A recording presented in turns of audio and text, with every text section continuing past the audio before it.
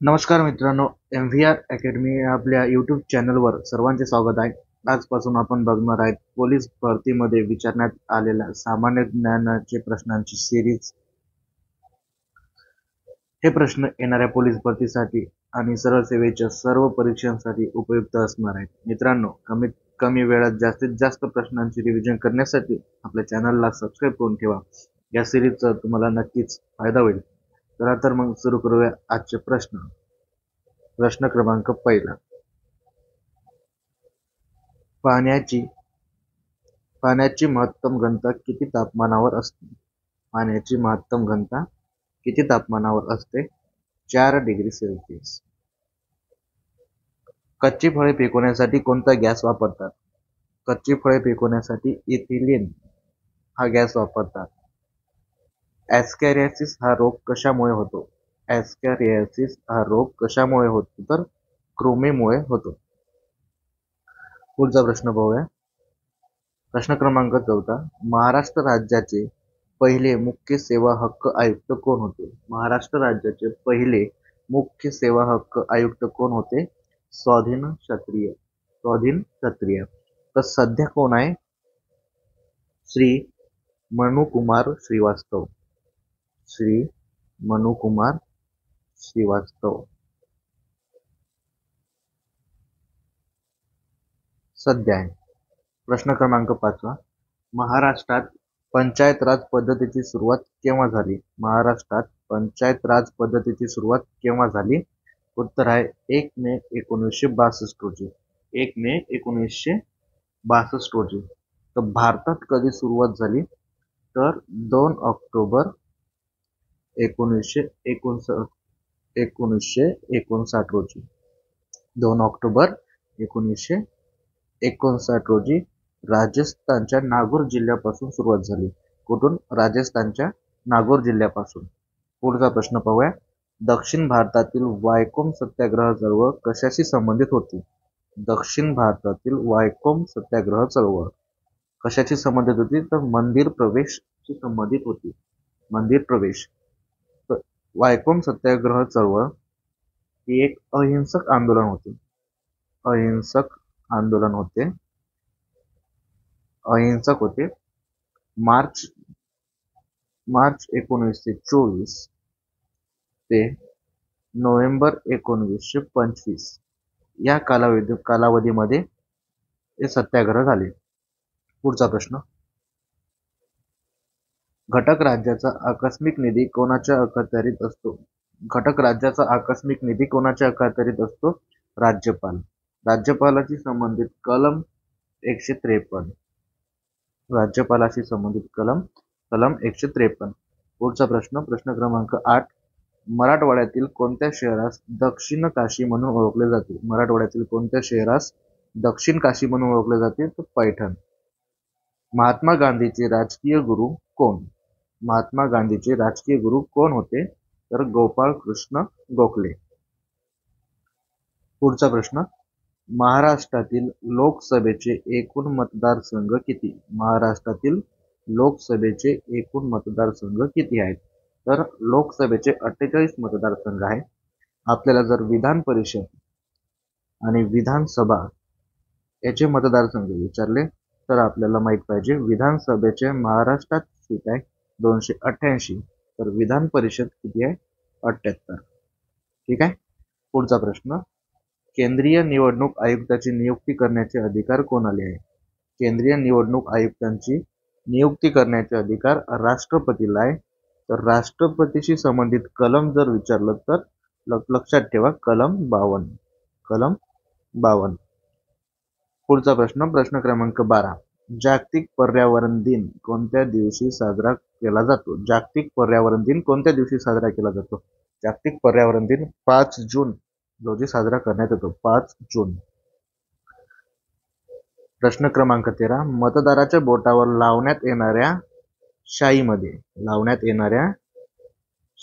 झालाय शाईमध्ये आहे इथं.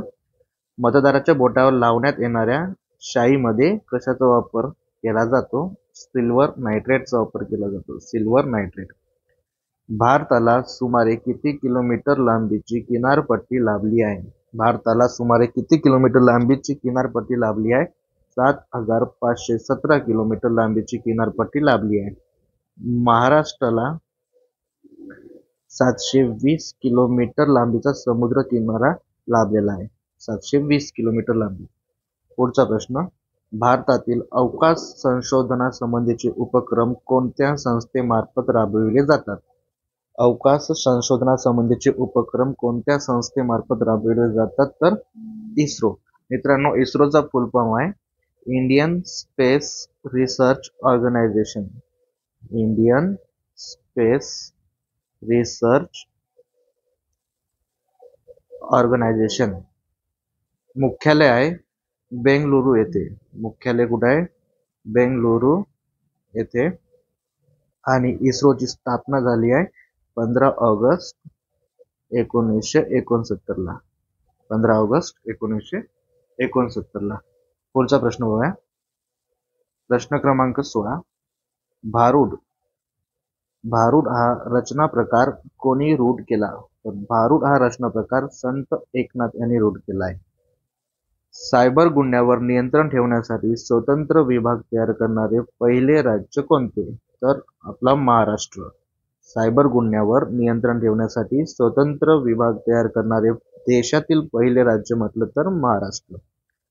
केरळमधील पेरियार अभयारण्य कशासाठी प्रसिद्ध आहे?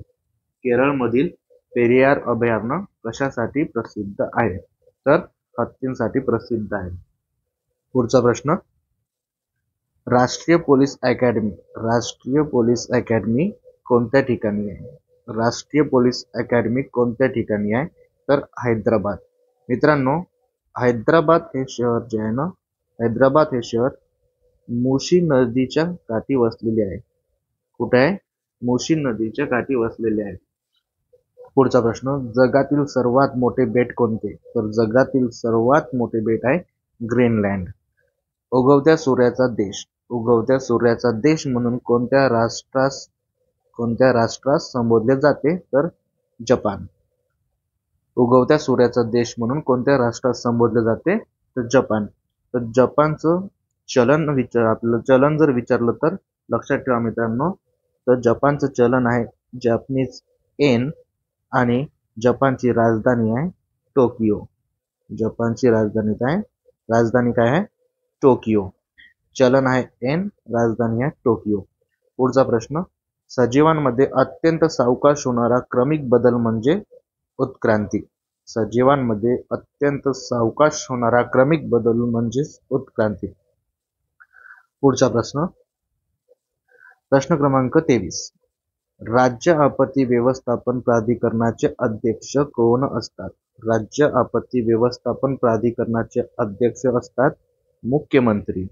राष्ट्रीय आपत्ती व्यवस्थापन प्राधिकरणाचे अध्यक्ष असतात पंतप्रधान.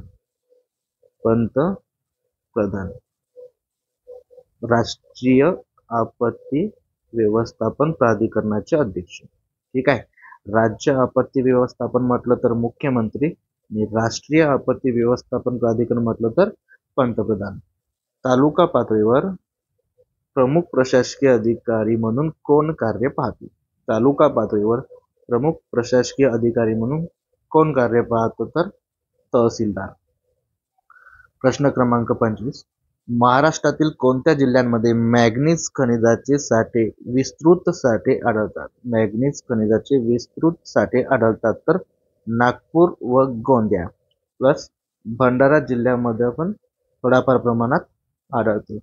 तर मॅंगनीज खनिजाचे साठे आपल्याला नागपूर व गोंदिया या जिल्ह्यामध्ये आढळतो. मित्रांनो, जर आपल्याला लोह खनिज विचारलं तर